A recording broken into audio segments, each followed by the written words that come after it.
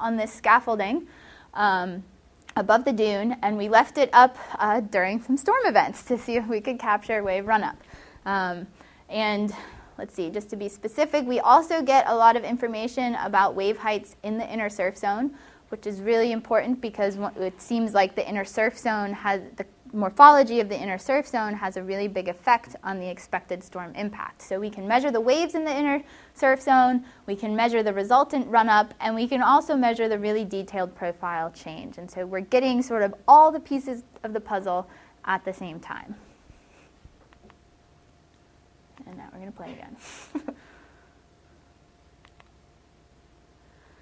So it was great. It looked like it was working, but the first thing when you're always developing new methodology is you need to test it against some other proven methodology that people have used in the past to make sure that you're actually observing what you think you're observing. And so we compared, we worked with some scientists at Woods Hole, Britt Raubenheimer and Steve Elgar, to compare pressure sensor measurements of the water surface to the LiDAR measurements of the water surface. And this top plot here is basically a point measurement of the water surface. So go to one spot in that cross-shore profile and say, what's the water doing at that one spot over time? The blue is showing you what the gauge is reporting, and then the red is showing you what the LiDAR is observing. And so we were really excited. Great agreement between these two sensors. And then these plots are going into some more specifics of the wave analysis, which I'm not going to go into the detail, but bottom line was that it seemed like we were measuring the same processes, the pressure gauge with the LiDAR, so we could trust the data that we're getting out of the LiDAR. And that was on the wave side. On the beach side, one of the things that came out of this, which we were sort of not expecting at all and was really exciting to see, was the time scales of change to the beach profile are really high, in the sense that this is over about, let's see, this is over about 20 minutes worth of data. And what I'm showing you here, time is on the x-axis, and distance cross-shore is on the y. So out here is the surf zone, up here is the dune. And in this image, white is where waves have come up and covered the beach, so we don't get any measurements of what the beach topography is. So white is waves, and then the colors you're seeing are elevation changes from the minimum beach elevation over those 20 minutes, which sounds a little crazy. So I've tried to mark these color changes that you're seeing here. So when you go from blue to red colors, you're accreting the beach, so the beach is sort of growing in elevation, and when you go from red down to blue colors, the beach is lowering in elevation. And so we can really start to look at wave by wave erosion and accretion to the beach. And what we found is that the beach is actually going up and down plus or minus 15 centimeters, you know, on the time scale of waves or wave groups. So usually when you go out and you survey the beach, you're really excited if you can get that survey to within, you know, you say the beach is this elevation right now to within, you know, 5 or 10 centimeters. Well, what this shows you, if you come back maybe 20 minutes later, it might not still be the same elevation. So to me, this really put in perspective what that survey really means, and really the need for having some sort of envelope associated with any survey you do to account for the high frequency changes to the topography of the beach. And so what's exciting about this, though, is for a little while, we were able to model these changes to the beach using some of the most state-of-the-art numerical models, and we were able to get answers. But we really had no way of collecting data to see how well those models were doing. And so we can now collect data at sort of the same resolution that numerical models are run. And so we can do a lot better improved skill assessment, understanding, and making sure that some of those, that the physics in those models are really as accurate as we think they are. And so what were some of the things that we saw in morphology change when we put the LiDAR up there during the storms? This was during Hurricane Irene, and this is showing you the hourly profile evolution of the beach. And so what we found is all of this profile evolution really happened during the first high tide. Hurricane Irene spanned about 2 high tides on the Outer Banks. And basically the profile responded very rapidly to the first time that waves got up high on the beach during that first high tide. And then it sort of reached some sort of equilibrium, and it sort of stayed the same for the rest of the time.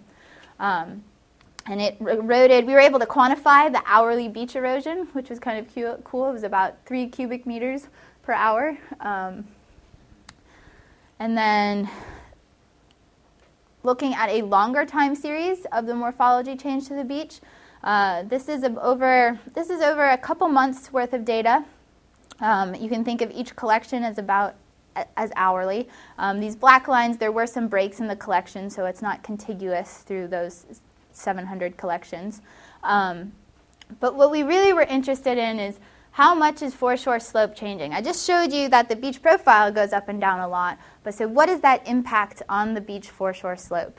And so what we found here, what you're looking at, the blue line is the slope of the foreshore. So the portion of the beach where the swash is active, where the waves are actively running up and down on it. So the blue line is your beach foreshore slope. And then I put on here the green, which is what the tide level was, because if you notice, there's an obvious sort of tidal oscillation in that foreshore slope value. But what's interesting is sometimes the slope is in phase with the tide. At high tide, the waves are interacting with a steeper portion of the beach, and at low tide, they're interacting with a flatter portion of the beach. And you can see if the profile looks something like this, that would make sense. Up here, you've got a little bit steeper beach, so at high tide, when the water's up here, there's a steeper slope. At low tide, it's a little bit flatter. But that relationship doesn't always hold through. There are times when there's no relationship to what the tide stage is. There are times when it's actually out of phase, so the profile is probably concave the other way. If you look up here, if this was the high tide portion of the profile, that would be flatter, and this was the low tide, that would be steeper.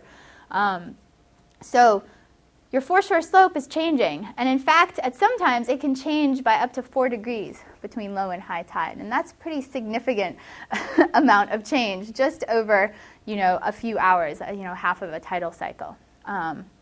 This bottom plot is instead of just trying to define the slope by one number, because as you can see, there's not really one number that will characterize the shape of this beach profile.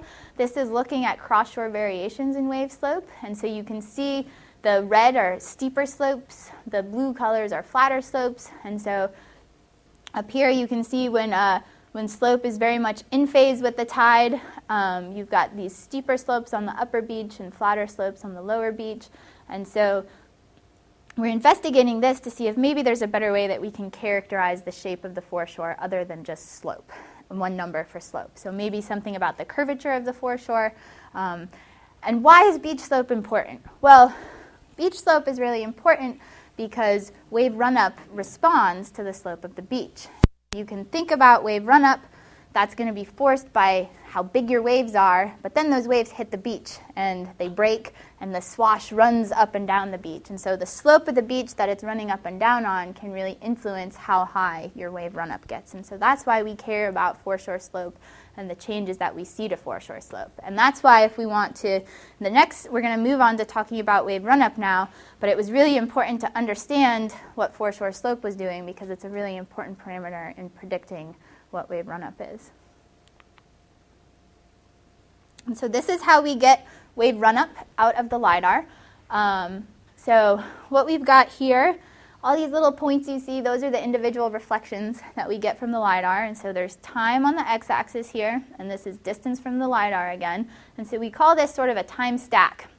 And the blue points, this is colored by the intensity of the reflection from the LiDAR. So we get lower intensity returns off of the water surface. And so these blue points that you're seeing out here, that's the water.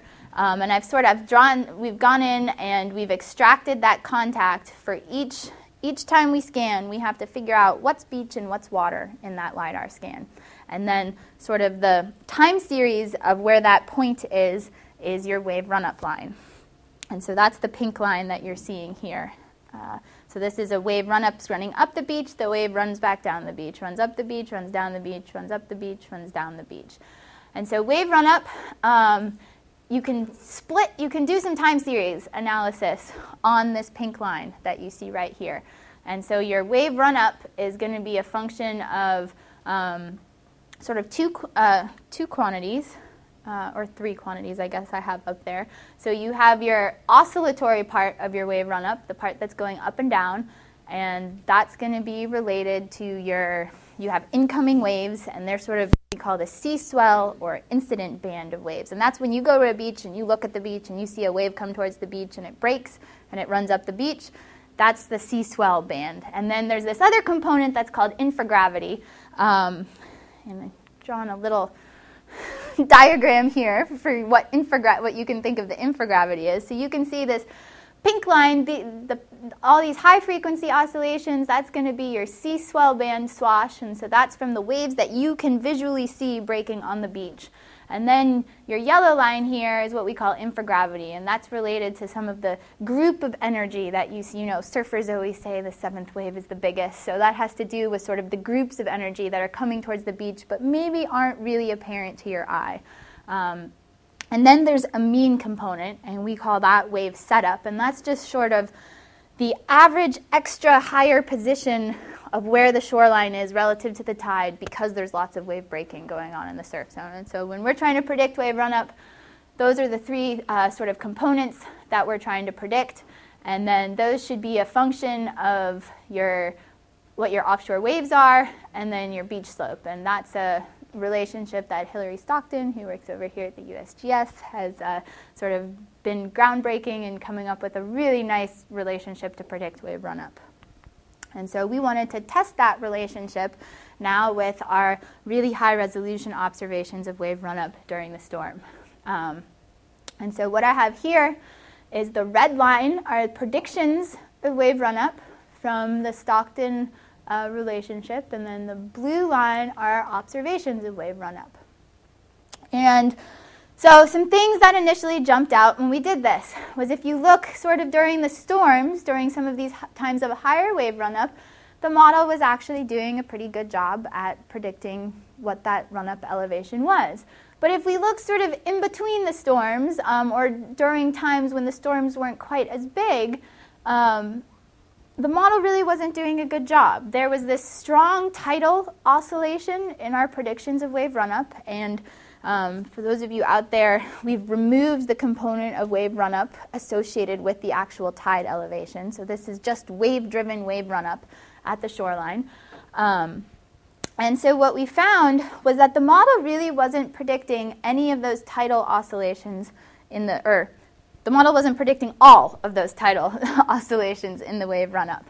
If you look sort of during this first time, this sort of first section I've highlighted in yellow, the model is actually doing a pretty good job of predicting some of those oscillations. And if you think back to that last plot, when beach slope was in phase with the tide, the model did a good job of capturing those tidal oscillations. And let's think about that for a minute. The model's looking at offshore waves, and then it's looking at what your beach slope is. And so the only way you're going to get a tidal oscillation in your predictions of wave run-up is if either your offshore waves or your beach slope have a tidal oscillation in them. Now, your offshore waves don't generally have a tidal oscillation in them. They're based on what storms are doing out in the ocean, so there's no tidal component to that.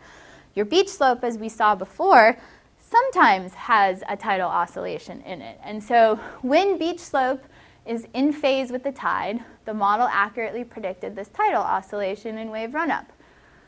When there was no relationship between beach slope and the tide, the model didn't have any tidal oscillations in it. And then there was this section where it was actually out of phase, and you can see the model is actually sort of out of phase with run-up during some portions of that time, and then it gets back into phase.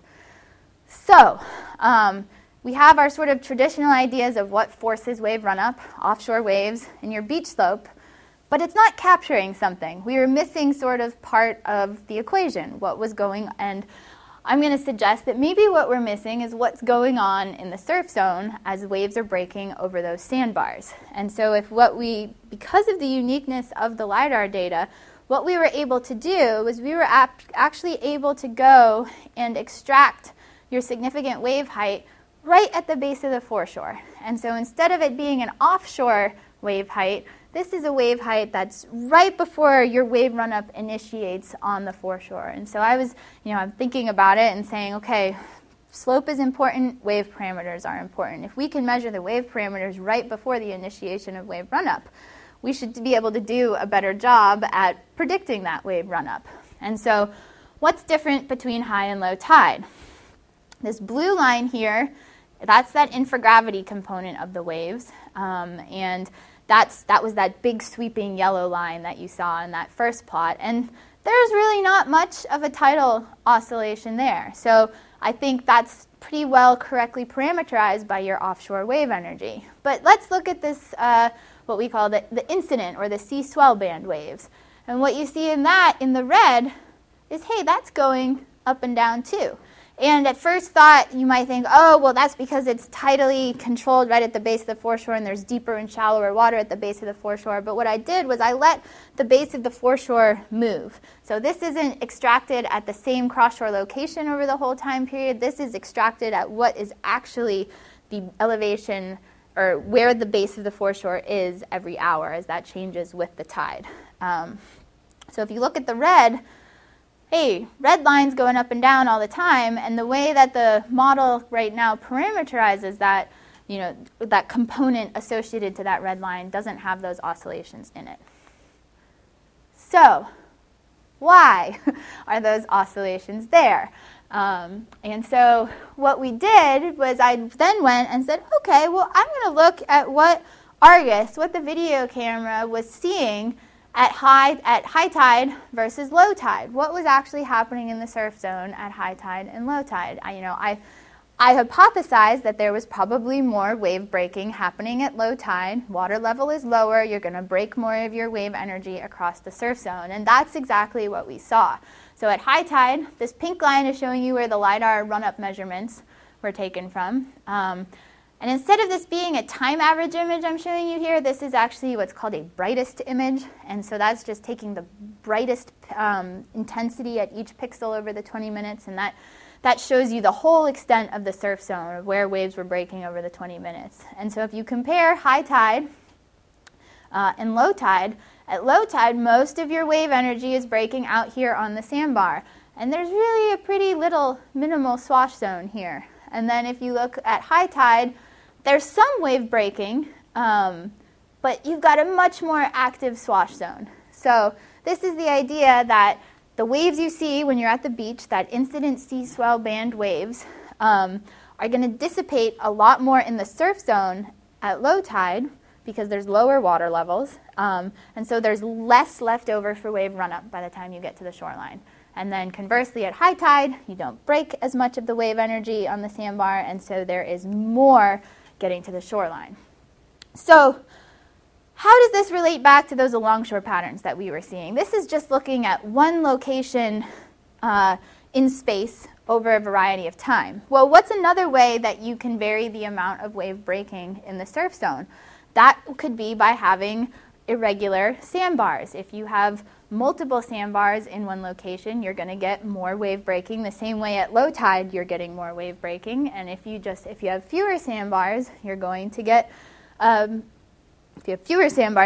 less wave breaking and then potentially higher run-up. And so this was sort of getting at potentially one of the ways to explain some of those patterns I showed you in the first couple of slides. And in fact, what we did was we came up with a slightly different version of a parameterization for predicting wave run-up using, we kind of cheated a bit because we were using the wave parameters right at the base of the foreshore. And we were able to get a pretty good correlation, and I'm not showing you what it looked like with the prior, just using the original Stockton relationship, but there was significantly more scatter, and if you had looked at that, you would have seen all the pink dot, a lot of the pink dots would have fallen above this line and the blue dots would fall below, and so this is sort of getting a better prediction of both the high tide and the low tide values. Okay, so like I said, that's kind of cheating because are you ever going to know what your wave height is at the base of the foreshore in order if you want to predict wave run-up? Probably not, but are there ways that we might be able to use some type of remote sensing information to get at that? If you can predict your waves offshore here, And maybe you have some idea what your configuration of the surf zone looks like from a remote sensing image. You might be able to scale that offshore wave parameter by the amount of wave breaking you would expect as waves propagate over that sandbar. So that could be one way that this could sort of be made a little bit more useful, but we haven't done anything like that yet. I'm just throwing that out there as an idea to make this a little bit more useful.